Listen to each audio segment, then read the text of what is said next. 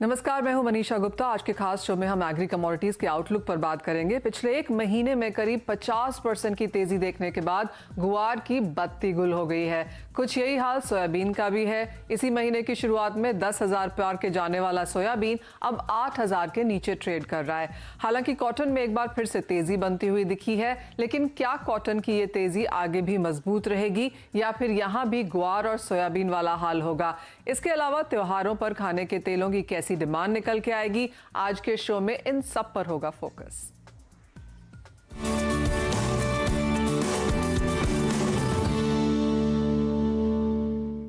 हमारे साथ जुड़े हैं कुंवरजी ग्रुप के Ravi Deora, solvent extractor association के प्रेसिडेंट अतुल चतुर्वेदी, प्रेमराज ताराचंद के रुपेश गोयल और सनविन ग्रुप के संदीप बजोरिया। आप सभी का कार्यक्रम में स्वागत है। शुरुआत यहां पर पहले खाने के तेलों से कर लेते हैं, क्योंकि यहां पर हमने अच्छे खासे मूव्स पॉलिसी के तौर पर भी हर हफ्ते आते हुए देखे हैं। इसी हफ्ते लेटेस्ट हमने देखा सोया मील का जो इंपोर्ट है उसको मंजूरी या नोटिफिकेशन, जो चीज का बाजार को इंतजार था वो यहां पर आता हुआ। लेकिन जहां तक प्राइस मूव्स की बात है वो भी यहां पर काफी उठापटक वाली ही रही हैं। पिछले एक हफ्ते की अगर बात करें तो हमने यहां पर करीबन 20% की मुनाफा वसूली सोयाबीन में आते हुए देखी है, लेकिन अपने एमएसपी से ये अभी भी डबल डिजिट परसेंटेज ऊपर है और डबल डिजिट भी बहुत ज्यादा। अतुल जी, आपसे शुरुआत करना चाहेंगे और सोयाबीन की पहले यहां पर बात कर लेते हैं। सरकार की पॉलिसीज की तरफ से पहले शुरुआत करते हैं। मील एक्सपोर्ट्स को जो इजाजत दी गई है उसका कोई बहुत बड़ा इंपैक्ट हमने ऑन ग्राउंड तो आते हुए नहीं देखा फिलहाल। सेंटिमेंटल इंपैक्ट ज्यादा है और एग्जैक्टली क्या आप कहेंगे वही प्राइसेस में भी है? डेफिनेटली देखिए, इम्पैक्ट तो सेंटिमेंटल इम्पैक्ट तो आ गया है, वो रिफ्लेक्ट भी कर रहा है प्राइजेस के अंदर। पर जहां तक अवेलेबिलिटी का सवाल है वो तो तभी बढ़ेगी जब इंपोर्ट्स हिंदुस्तान को हिट करना चालू कर देंगे। पर मैं इसके साथ एक चीज जरूर कहना चाहूंगा, नोटिफिकेशन तो डीजीएफटी ने जरूर निकाल दिया, पर उसके साथ साथ एक गुगली भी फेंक दी है। और वो गुगली ये है कि all imports of meal necessarily have to come at Nhava Sheva या फिर एक पेट्रापोल करके बॉर्डर है बांग्लादेश का। अब आप ताज्जुब करेंगे, नवा शेवा ने कभी, मैं समझता हूँ हमारी मेमोरी में तो कभी बल्क वेसल्स हैंडल नहीं किए हैं। और आज के जो हालात हैं कंटेनर्स के, तो कंटेनर्स के हालात तो ये है कि कंटेनर एक तो मिल नहीं रहे हैं और दूसरा उसके फ्रेट इतना ज्यादा बढ़ चुका है। तो अनलेस कि ये पोर्ट दूसरे न खोले तो मैं समझता हूँ ये नॉन स्टार्टर हो जाएगा। हम लोगों ने इसीलिए गवर्नमेंट को लिखा भी है, डीजीएफटी को ये लिखा भी है कि आप नवा शेवा पे जहां पे बल्क वेसल्स हैंडल नहीं हो सकती हैं उसके लिए आप बीपीटी को अलाउ करिए। और सदर्न इंडिया के जो कंज्यूमर्स हैं और जो कंजम्पशन सेंटर्स हैं उसके लिए आप ट्यूटीकोरिन को भी परमिट करिए सोया मील के वेसल्स को रिसीव करने के लिए। और जहां तक गवर्नमेंट को जो डर है कि बहुत ज्यादा इंपोर्ट हो जाएगा और ये हो जाएगा, मैं नहीं समझता कि जो विंडो अभी तक है, जो अक्टूबर तक की विंडो दी है, उसमें अगर 50% भी क्या जो परमिट किया उतना भी हो जाए तो मैं समझता हूँ वो बहुत अच्छा होगा। तो I think government will need to possibly look at seriously कि ये बॉम्बे का बीपीटी को परमिट करें और नीचे ट्यूटीकोरिन फॉर सदर्न इंडिया इसको परमिट करें, तभी जो ये पॉलिसी इंटरवेंशन हुआ है उसका रियल मायने में कंज्यूमर्स को फायदा मिलेगा। तो Atul ji just coming back to मेरा जो पहले सवाल आपसे था वही कि जो ये 20% की गिरावट फिर हमने सोयाबीन में आते हुए देखी है, आप इसे प्योर सेंटिमेंट कहेंगे? एब्सोल्युटली। अभी तो मटेरियल तो 1 किलो भी आया नहीं हिंदुस्तान में। कहीं से भी अगर आएगा तो 10-15 दिन तो उसको जहाज को आने में लगते हैं। और जहाज वाले इसलिए घबरा रहे हैं कि यहाँ पे आके अगर जहाज खड़े हो गए और उनको अनलोडिंग की परमिशन नहीं मिली, क्योंकि नवा शेवा तो हैंडल करता नहीं है बल्क वेसल। तो ये पॉलिसी का जो ये वो है, इसको जब तक ठीक नहीं करेंगे तब तक फ्लो ऑफ मटेरियल हिंदुस्तान के अंदर आना थोड़ा तकलीफ दे रहेगा। इसीलिए हम लोगों ने रिप्रेजेंट भी किया है गवर्नमेंट को कि आप इसके तरफ जरा इमीडिएटली तवज्जो दीजिए, वरना आपकी पॉलिसी कागजों पर रह जाएगी और जमीन पे उसका कोई इफेक्ट नहीं दिखाई देगा। जी हाँ, वो हमेशा एक कंसर्न रही है। तो ये तो बात हुई फिलहाल सेंटिमेंट की, लेकिन एक और चीज़ जो शायद यहाँ पर प्रेशर डाल रही है वो ये कि जो बुआई का इलाका है वो पिछले साल के करीब अब पहुंच ही गया है। इवन एज मॉनसून ने कई बार यहाँ पर पॉजेज लिए हैं, उसके बाद भी नंबर्स यहाँ पर बुआई के एकरेज के हिसाब से बेटर आए हैं। और संदीप बजोरिया जी, ये सवाल आपसे है, क्योंकि अगर हम इंटरनेशनल मार्केट्स में देखें तो चाहे वो अर्जेंटीना है, कनाडा है, जिस तरह की सोइंग के नंबर्स वहां पर हैं वो भी बेहतर होते हुए नजर आए हैं, क्योंकि वहां पर भी वेदर बेहतर हुआ है। इंटरनेशनल मार्केट्स में भी हमने हल्की सी कंसोलिडेशन, गिरावट यहाँ पर सोयाबीन के प्राइसेस में आते हुए देखी है। उसका कितना असर इंडियन मार्केट्स पर है? मनीषा जी, हम देख रहे हैं कि इंटरनेशनल मार्केट में भी थोड़ा सेटबैक आया है। शिकागो में सोयाबीन ऑयल में, वैसे अर्जेंटीना ब्राजील में थोड़े प्रीमियम इंप्रूव हुए थे, लेकिन फिर भी अभी थोड़ा सा थका हुआ सा लग रहा है। और मलेशियन इंडेक्स में भी हम देख रहे हैं कि आज 50-55 पॉइंट का गिरावट है।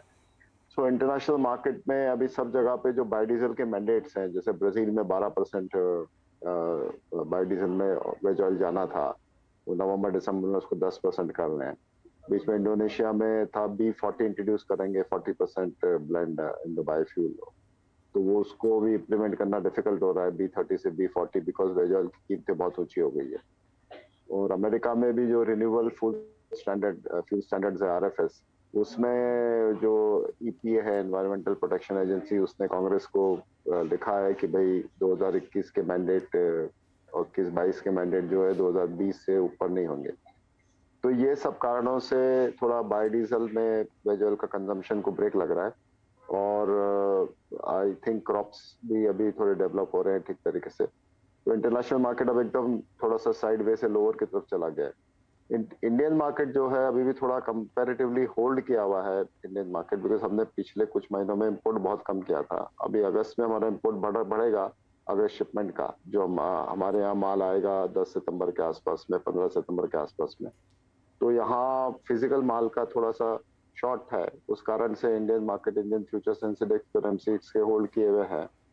और आई थिंक लेकिन ये जो भी वेज ऑयल का एक टेम्परामेंट है, ये मुझे लग रहा है 15 अक्टूबर के बाद में, और 15 अक्टूबर से 31 दिसंबर ये टाइम है, इसमें वर्ल्ड में भी इनफ वेज ऑयल होगा। सनफ्लावर का भी क्रॉप अच्छा है, वो भी सामने यूक्रेन का वेदर अच्छा हो गया है। यूक्रेन में 170 लाख टन का क्रॉप आ सकता है, रशिया में 155 लाख का क्रॉप आएगा सनफ्लावर सीड का।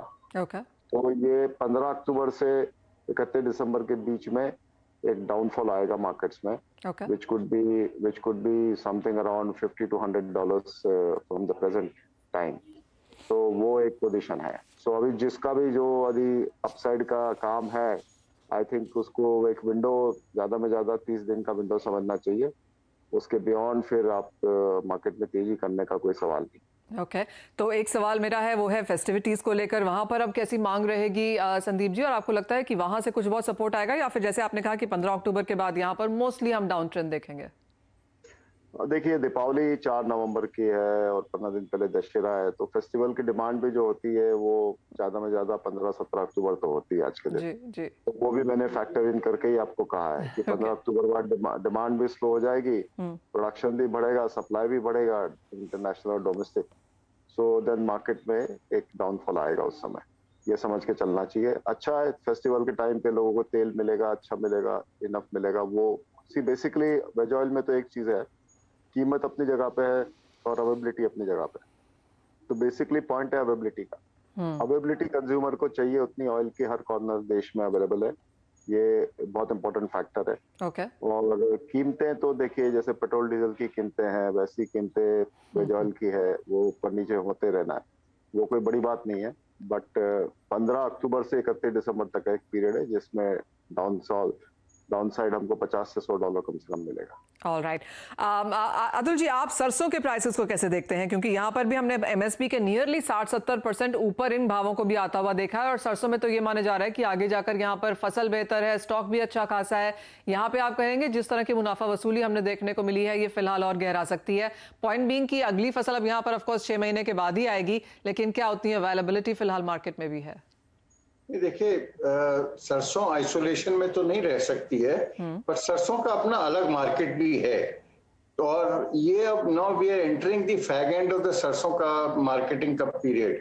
तो सरसों will definitely remain supported, but definitely अगर सारे बाजार दबेंगे तो सरसों पे भी उसका थोड़ा बहुत तो इफेक्ट डेफिनेटली आएगा। और हम लोगों ने गवर्नमेंट को ये भी रिक्वेस्ट की है कि अभी देखिए सोया और सनफ्लावर की ड्यूटी उनने घटाई है। हम लोगों ने रिक्वेस्ट किया कि मस्टर्ड ऑयल या रेपसीड ऑयल जिसको कहते हैं इंटरनेशनल भाषा में, उसको भी आप घटाइए, उसी लेवल पे लेके आइए जो सोया सनफ्लावर की ड्यूटी है। तो उससे अवेलेबिलिटी भी सुधरेगी, क्योंकि सनफ्लावर ऑयल, ये क्या मस्टर्ड ऑयल बड़ी जल्दी इंपोर्ट हो सकता है, दुबई में क्रश हो रहा है। तो that can also, if government agrees, that will also help bring down the prices. तो प्राइजेस का आई थिंक कंज्यूमर के लिए लिहाज से अगर देखें तो I think the worst is over. पर एक चीज मैं आपके साथ शेयर करना चाहूंगा कि जो हम लोगों ने डिमांड स्ट्रॉन्ग जुलाई मंथ में देखी थी, अगस्त मंथ में इन स्पाइट ऑफ फेस्टिवल्स हम लोग थोड़ा बहुत डिमांड डिस्ट्रक्शन देख रहे हैं। इस महीने में रफली on the back of the envelope calculation के हिसाब से 10-15% तो डिमांड इस मरतबा डाउन है। और वी डू नॉट नो अगले महीने में क्या सिनेरियो रहेगा, बट डिमांड उतनी रोबस्ट नहीं है, क्योंकि इसमें प्राइसेस इतने हाई होने का भी वो है। और जो गवर्नमेंट ने जो ड्यूटी भी घटाई, उसका भी कोई बहुत ज्यादा डोमेस्टिक मार्केट पे इफेक्ट नहीं हुआ है।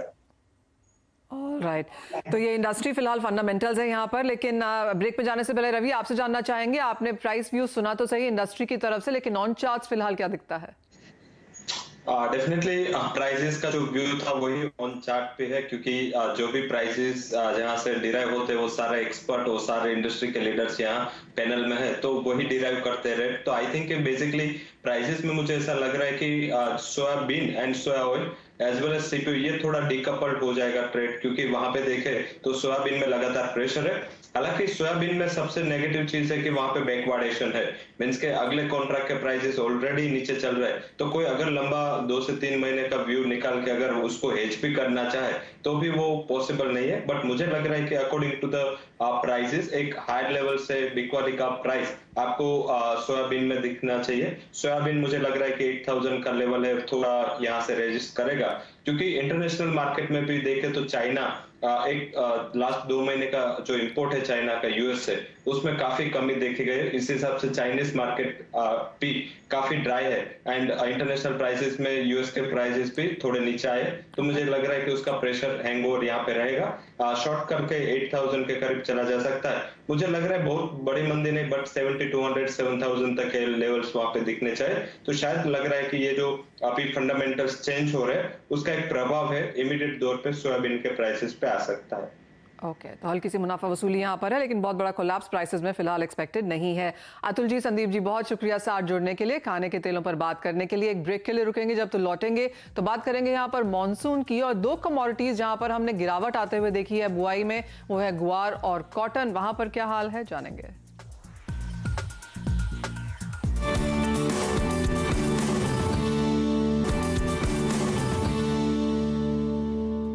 आपका स्वागत है। बात हम यहाँ पर कर रहे हैं एग्री कमोडिटीज की, और अब बात करेंगे गुआर की, और हमारे साथ प्रेमराज ताराचंद के रुपेश गोयल जुड़े हैं। गोयल जी नमस्कार। गुआर सीड में इस हफ्ते काफी उठापटक देखने को मिली है।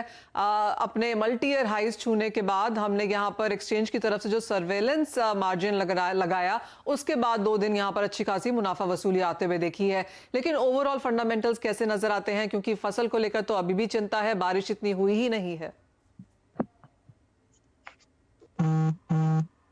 नमस्कार मनीषा जी। जी रुपेश जी। रुपेश जी, हम आपको सुन सकते हैं। आवाज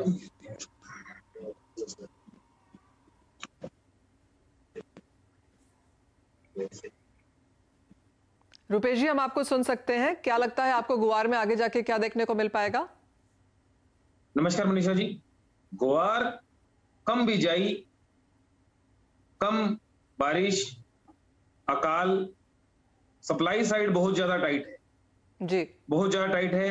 पिछले 10 दिनों में जो 5 से 6 अपर सर्किट लगे गुआर के एनसीडेक्स में, उसके बाद स्पोर्ट में उससे काफी ज्यादा रेटों पे बाजार में ट्रेड हुए। किसान मंडियों से पौने दामों पर खरीद कर गुआर को घर ले गए, कारण उनको पता है कि अगले आने वाली क्रॉप नहीं है, और 2011-12 वाला साल उनके दिमाग में नेचुरली आया हुआ है कि ये साल जो है वो ग्वार की फसल हमारे पास नहीं है। लेकिन दूसरी तरफ जो डिमांड साइड है वो भी उत्साहजनक नहीं है, कंटेनरों की भी कमी है, भाड़े बहुत बढ़ चुके हैं और डिमांड सहयोग नहीं कर रही। तो ये दो तरफा जो व्यापार है इसने ग्वार गम उद्योग की पैरिटी को बहुत प्रभावित किया है। जो कच्चा माल है ग्वार सीड, उसकी अवेलेबिलिटी बड़ी कमजोर हुई है और पक्का माल जो है उसकी बिक्री प्रभावित हुई। हाँ जी मनीषा। जी हाँ, काफी कुछ मूवमेंट यहाँ पर देखने को मिला है। रवि, आप कैसे देखते हैं अब गुआर को? जिस तरह की उठापटक है, बड़ा मुश्किल हो गया है कहना कि प्राइसेस आगे कैसे जाएंगे, किस तरफ जाएंगे। लेकिन आप फिलहाल जिस तरह के फंडामेंटल्स यहाँ पर रुपेश जी ने समझाए एंड ऑन चार्ट्स, कैसा लगता है? डेफिनेटली ऑन चार्ट पे देखें और अगर हम हिस्टोरी पे देखें तो लगातार लास्ट 3 साल से प्रोडक्शन वहां पे कम आ रहा है। हालांकि गुआर सीड में मेजर ड्राइवर सप्लाई रहता है, क्योंकि डिमांड काफी 2 साल से जो क्रूड के प्राइस डिस्टर्ब हुए या एक्सपोर्ट एक्टिविटीज में थोड़ा स्लो डाउन था, तो इस हिसाब से लगातार वहां पे अवेलेबिलिटी ज्यादा हुई और फिर से डिमांड कम हुई। और सेकंड की गुआर का एक नेगेटिव चीज क्या है कि इसकी पेरिशेबिलिटी 3 से 4 साल है, तो जब भी प्राइस बढ़ती है तब अराइवल्स एंड फार्मर्स की ओर से काफी स्टॉक रिलीज होता है। तो मुझे लग रहा है कि कंसोलिडेशन रहेगा। प्राइस में बहुत बड़ा उछाल जो एक्सपेक्ट कर रहे हैं, इतना ज्यादा उछाल मुझे नहीं दिख रहा है। बट यस, ये जो लेवल है करेक्शन के बाद मुझे लग रहा है कि अगर 9300 9000 के लेवल आए तो एक काफी अट्रैक्टिव लेवल है, क्योंकि ये लेवल पे गुआर सीड को अगर गुआर गम में कन्वर्ट करे तो उसकी प्राइस पेरिटी 10,500 गुआर गम होगा। तो मुझे लग रहा है कंपेरेटिव गुआर सीड गुआर गम में तेजी दिखनी चाहिए। बाय एंड डिप्स का स्ट्रेटेजी रख सकते हैं, रिस्क रिवॉर्ड ध्यान में रखे, 9000 का एक स्टॉप लॉस लगाए एंड आप कैरी कर सकते हो बाइंग की पोजीशन। मुझे लग रहा है फिर से 10,200 से 10,400 के प्राइसेस गुआर गम में दिखने चाहिए। ऑलराइट, तेजी यहाँ पर गुआर में जारी रह सकती है। लेकिन जाते जाते रवि, एक सवाल आपसे कॉटन पर भी लेना चाहेंगे, जहां पर बुआई का इलाका करीबन 9% कम माना जा रहा है और तेजी हमने भारतीय अंतर्राष्ट्रीय बाजारों में ऑलरेडी देखी है। डेफिनेटली मनीषा जी, उसमें 2 पैरिटी, एक कन्वर्जन पैरिटी है। कन्वर्जन पैरिटी में अगर आप कॉटन या उसके एसोसिएट के प्राइस देखें तो वो रिकॉर्ड हाई पे चल रहा है। एंड एक्सपोर्ट पैरिटी देखें तो जून से जो इंटरनेशनल प्राइसेस है वो करीबन 7,500 से 8,000 पर कैंडी बढ़े, हालांकि डोमेस्टिक प्राइसेस सिर्फ 5,000 ही बढ़े, तो वहां भी एक अच्छी पैरिटी है। तो मुझे लग रहा है कि कॉटन में ये तेजी का जो रुख है वो आगे जारी रह सकता है। हायर लेवल से थोड़ा करेक्शन पे ऑलरेडी आ चुका है, तो एट्रैक्टिव लेवल पे कॉटन है। लेवल स्पेसिफिक बात करें तो मुझे लग रहा है कि 25,800 के करीब एक बार ये जो करंट कॉन्ट्रैक्ट है उसमें खरीद करके चले। सितंबर कॉन्ट्रैक्ट में मुझे प्राइस एट्रैक्टिव दिख रहा है, टिल ये 27,000 तक अप्रोच कर सकता है। जब तक प्राइसेस 25,600 के नीचे क्लोज नहीं होते, ये तेजी का ट्रेंड इंटेक रहेगा। इंटरनेशनल बेंचमार्क है वो अपने 3 साल के हाई पे चल रहा है, तो एक पे कुजन है, तो लग रहा है कि ये बाय ऑन डिप्स रहना चाहिए। एंड एमएसपी से भी ज्यादा दूर नहीं है प्राइसेस, तो उसका भी एक सपोर्ट मिलना चाहिए। पॉइंट टेकन, यानी कि खरीदारी यहाँ पर स्पेशली इन कैश कमोडिटीज में तो जारी रह ही सकती है, तो खरीदारी के मौके आगे अगले हफ्ते भी आप यहाँ पर ढूंढ सकते हैं। बहुत शुक्रिया रवि साथ जुड़ने के लिए। रुपेश गोयल जी, आपका भी बहुत शुक्रिया साथ देने के लिए। मुझे भी दीजिए इजाजत, फिलहाल इस कार्यक्रम में इतना ही।